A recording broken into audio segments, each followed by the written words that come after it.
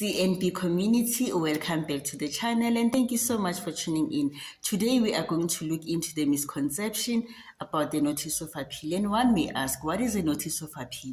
A notice of appeal is a dispute against the refused or rejected application by the Department of Employment and Labor. Therefore, one should not submit a notice of appeal without knowing the reason why your application was rejected in the first place. I have had a number of you who wants to submit a notice of appeal either because the application is taking longer to be approved. You do not submit a notice of appeal if your application is taking longer to be approved.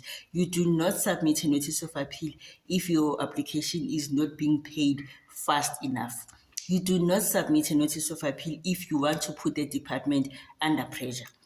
You do not submit a notice of appeal if your case has been escalated by the agent. And you do not just submit a notice of appeal if you received an SMS that says your application was rejected. Please submit a notice of appeal within 90 days. The first thing that you need to do is to find a reason first why your application was either refused or rejected. Once receiving that reason and you are still not happy, you then dispute that particular refusal reason or rejected reason, you can submit a notice of appeal.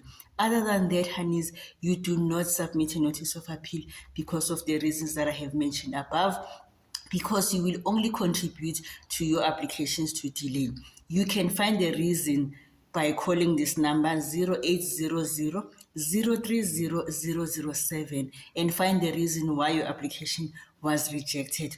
If you dispute that reason, you can then submit a notice of appeal, or you can visit the nearest Department of Employment and Labor and find the reason why your application was rejected. Once you go to the labor, your advantage is that you will be in a position to speak to an assessor personally. I hope this is clear. If it is not, you are more than welcome to drop a follow-up question on the comment section. I will gladly answer this, as we will continue to give you accurate, up-to-date information about UIF. We will continue to answer these questions that you have about UIF as well as about your applications. And most importantly, we will continue to clear these misconceptions that you have about UIF. Please do continue to subscribe to our YouTube channel. Do join our Facebook page as well as our TikTok.